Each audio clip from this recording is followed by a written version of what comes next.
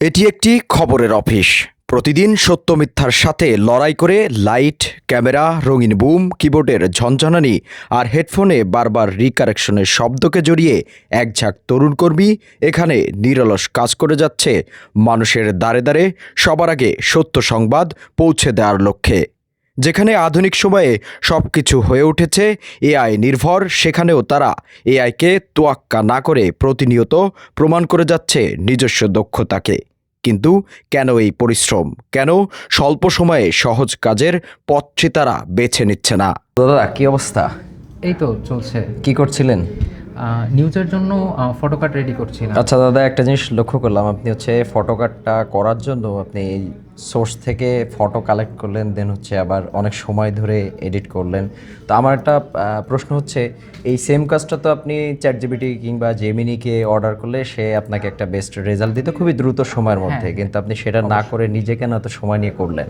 আমি একটি যেহেতু গণমাধ্যমে আছি, তো এখানে আমার দায়বদ্ধতার মধ্যে পড়ে যে আমাদের ফলোয়ার যারা আছে তাদের কাছে সত্য এবং সঠিক নিউজটা তাদের মধ্যে তাদেরকে দেওয়ার জন্য।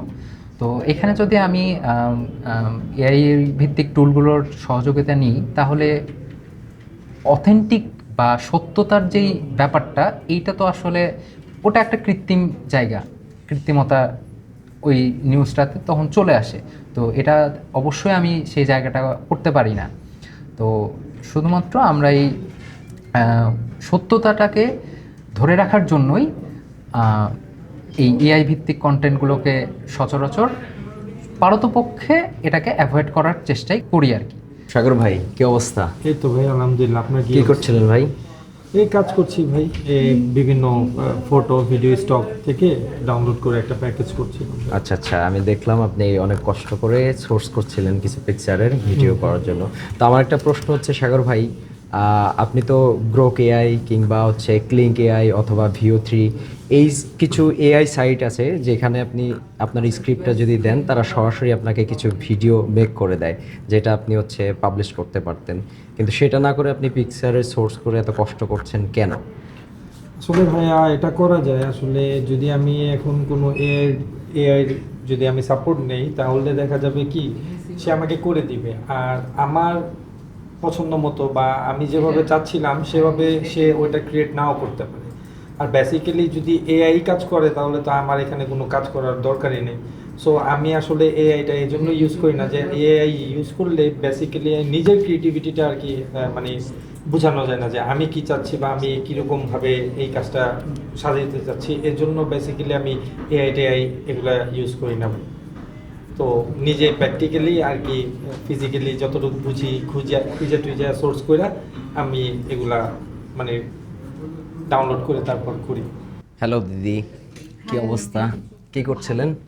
আমি ডার্ক সার্কেল নিয়ে একটি স্ক্রিপ্ট লিখছিলাম। আচ্ছা আচ্ছা আচ্ছা, আমি লক্ষ্য করেছি আপনি অনেক সময় ধরে টাইপ করে এই স্ক্রিপ্টটা করতেছিলেন। তো আমার প্রশ্ন হচ্ছে, আপনি ডার্ক সার্কেল নিয়ে যদি চ্যাটজিপিটিকে একটা স্ক্রিপ্ট করে দিতে বলতেন, তাহলে তো সে খুব শর্ট টাইমে আপনাকে আপনার চাহিদা মতো একটা স্ক্রিপ্ট করে দিত, কিন্তু আপনি সেটা না করে এত সময় নিয়ে কেন টাইপ করছেন? আচ্ছা, প্রথমত হচ্ছে চ্যাটজিপিটি এটা হচ্ছে একটি কৃত্রিম বুদ্ধিমত্তা। আমি যেরকম আমার নিজস্ব বুদ্ধি, চিন্তা ভাবনা এবং নিজস্ব সৃজনশীলতা দিয়ে যেভাবে আমি কাজটা করব, চ্যাটজিপিটি সেই কাজটা করতে পারবে না। আমার যে নান্দনিক সৌন্দর্য লেখার মধ্যে, সেই জিনিসটা যদি আমি চ্যাটজিপিটিকে দিয়ে করি, তাহলে সেই নান্দনিক সৌন্দর্যটা ফুটে উঠবে না। সেই জন্য আমি আমার মতো করে লিখছি। চাইলে এই কাজটা করা যায়, কিন্তু আমার দিক থেকে মনে হয়েছে যে আমি যেই কিউ পয়েন্টগুলো বা কিছু ছন্দ যদি আমি কখনো লিখতে চাই বা যুক্ত করতে চাই, সেটা চ্যাটজিপিটি তাৎক্ষণিক দিতে পারবে না। তার জন্য নিজে লেখাটা আই থিঙ্ক বেটার। কৃত্রিম বুদ্ধিমত্তা, সংক্ষেপে এআই, আধুনিক প্রযুক্তির এই বিস্ময় এখন মানুষের হাতের মুঠোয়। এক ক্লিকে লেখা, ছবি, হিসাব, এমনকি সিদ্ধান্তও দিচ্ছে এই প্রযুক্তি। কিন্তু প্রশ্ন উঠেছে, এই সহজ পথ কি সত্যিই নিরাপদ? উত্তর হচ্ছে না। তবে বাস্তবতা হলো, মানুষ ক্রমেই নির্ভরশীল হয়ে পড়ছে এআই এর উপর। ছোট প্রয়োজন হোক কিংবা বড় কোনো সমস্যা, সব ক্ষেত্রেই এআই এর ব্যবহার বাড়ছে আশঙ্কাজনক হারে। এতে কমছে মানুষের চিন্তা শক্তি, কমছে সৃজনশীলতা, কমছে নিজস্ব দক্ষতা।